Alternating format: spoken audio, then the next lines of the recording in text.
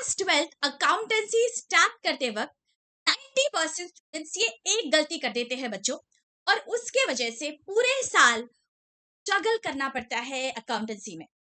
वो गलती क्या है? लेट अस सी। पर उससे पहले मुझे सच सच बताइए, क्या क्लास 11th में आपने अकाउंटेंसी बहुत अच्छी से पढ़ा था? मुझे पता है आपके जवाब क्या होने वाले हैं। बहुत सारे बच्चे कहते हैं दैट मैम क्लास 11th में कुछ पढ़ा था और बहुत सारा नहीं पढ़ा। या फिर कुछ बच्चे तो ये भी कहेंगे दैट मैम क्लास 11th कैसे चला गया पता ही नहीं चला, हमने पूरा के पूरा टाइम वेस्ट कर दिया। इसी तरह से we have managed to clear class 11th। या फिर कोई बच्चे कहेंगे दैट मैम कैसे तो भी कॉलेज या क्लास के सहारे हमने एग्जाम तो क्लियर कर दी है, लेकिन कॉन्सेप्ट्स कुछ भी नहीं समझे हैं। या स्टूडेंट्स ये भी कहते हैं दैट मैम हमने प्रॉब्लम्स तो जैसे तैसे सॉल्व कर लिए, बट अब हमें कुछ भी याद नहीं आ रहा है बिकॉज तब हमने सब रट्टा मार लिया था। श्योर इसमें से कोई ना कोई जवाब अभी आपका भी होगा। तो अब क्या किया जाए? अभी क्लास 12 शुरू करना है और क्लास 11th में अगर हमने कुछ भी नहीं ठीक से पढ़ा है तो क्लास 12 कैसे करेंगे? अब ये सब हमें बहुत एग्जाइटी हो रही है, बहुत डर लग रहा है। तो अब क्या किया जाए? एक बात बताऊं, आप अकेले नहीं हो। बहुत सारे स्टूडेंट्स इसी फेज से गुजरते हैं हर साल, जब क्लास 12 स्टार्ट करते हैं और क्लास 11th में पढ़ाई ठीक से नहीं हुई होती। तो ऐसे सिचुएशन में क्या करना है वो आज हम देखने वाले हैं बच्चों। जो गलती हमने पिछले साल की है उस गलती को हम अभी सुधार देंगे। हम क्लास 11th के चैप्टर्स को रिवाइज कर लेंगे। लेकिन क्या इसका मतलब ये होता है कि क्लास 11 की पूरी पढ़ाई हमें इस साल करनी है? नहीं, ना तो हमारे पास समय नहीं है। तो हमें क्या करना है, कुछ इंपॉर्टेंट चैप्टर्स मैं आज आपके साथ डिस्कस करने वाली हूँ। उन चैप्टर्स हमें बहुत ही थरली पढ़ना है बच्चों, बिकॉज वो चैप्टर्स बेस है आपके फर्दर अकाउंटेंसी के जर्नी में। तो these chapters I am going to discuss with you. ये जो लेक्चर्स है कि मैं लिंक भी देने वाली हूँ बच्चों इन the comment section. Ensure that you go through these lectures, because जब आपके ये जो फाउंडेशन है, ये जो बेसिक्स है अकाउंटेंसी के, ये जब आपके क्लियर हो जाएंगे तब आप क्लास 12 स्टार्ट करिए एंड ओनली देन आपको क्लास 12 इजी जाएगा बच्चों। अदरवाइज अगर पहले के फाउंडेशन ही, पहले के कॉन्सेप्ट्स ही आपके क्लियर नहीं होंगे तो class 12 will be very very difficult for you. और मैं नहीं चाहती हूँ दैट मेरे स्टूडेंट्स के साथ ऐसा कुछ हो। तो वो कौन से चैप्टर्स हैं जो हमने करने ही करने हैं? लेट अस सी। सबसे पहले जर्नल एंट्रीज। बच्चों हम सब जानते हैं दैट जर्नल एंट्रीज एक क्रक्स है हमारे पूरे अकाउंटेंसी का।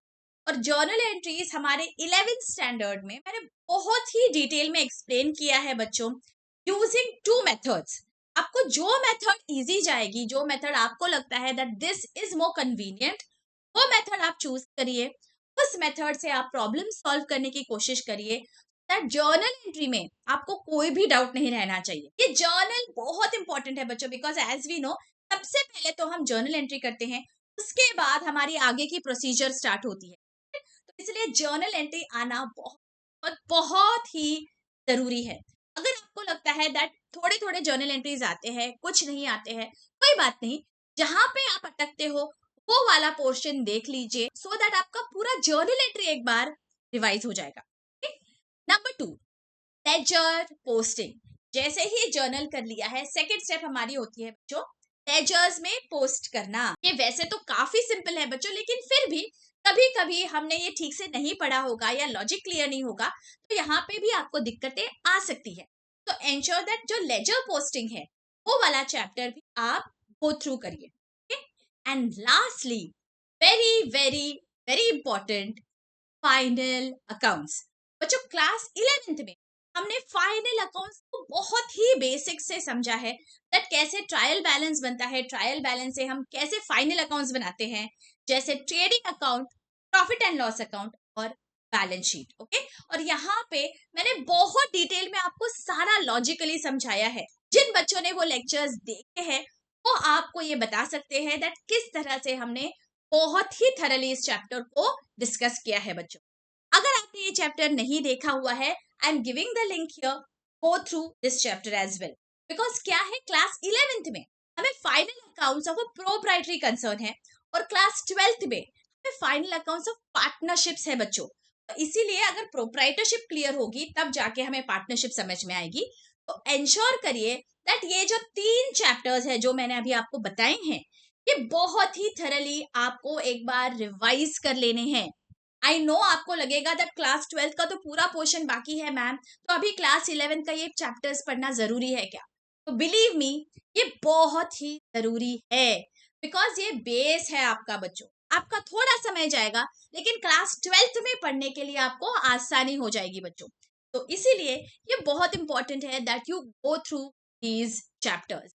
और एक बात बताऊं, पिछले साल भी बहुत सारे स्टूडेंट्स इसी फेज से गुजर रहे थे बच्चों। कंफ्यूज थे, थोड़े बेसिक्स वीक थे, पता नहीं था क्लास 12th किस तरह अप्रोच करना है।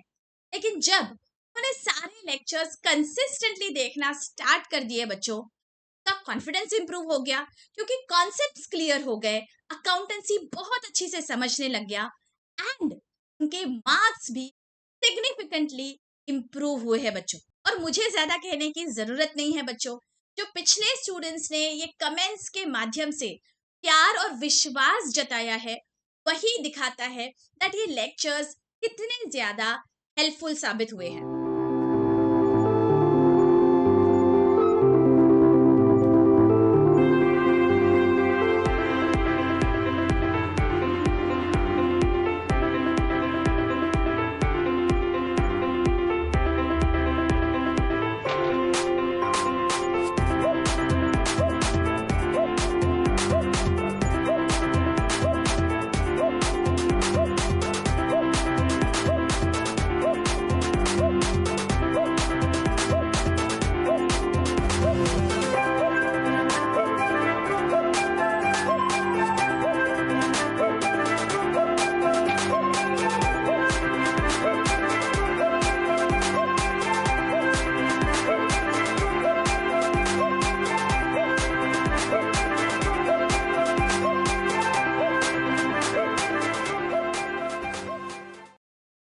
जगह अभी मैं आपका नाम देखना चाहती हूँ बच्चों नेक्स्ट ईयर। तो अब आपको क्या करना है, बिल्कुल डरना नहीं है। पहले तो खुद पे विश्वास रखिए that yes I can do it and अभी से आज से स्टार्ट करिए पढ़ाई करना, कंसिस्टेंट एफर्ट डालिए बच्चों and together we will make this happen. Class 12th में हम बहुत ही जी जान से पढ़ाई करेंगे और बहुत अच्छा स्कोर लेके आएंगे। जो बच्चे ये चाहते हैं दैट अगले साल क्लास 12th में उनके फ्लाइंग कलर्स आए, let me know in the comment section that ma'am yes I can do it. मिलती हूँ आपको नेक्स्ट लेक्चर में। Then take care.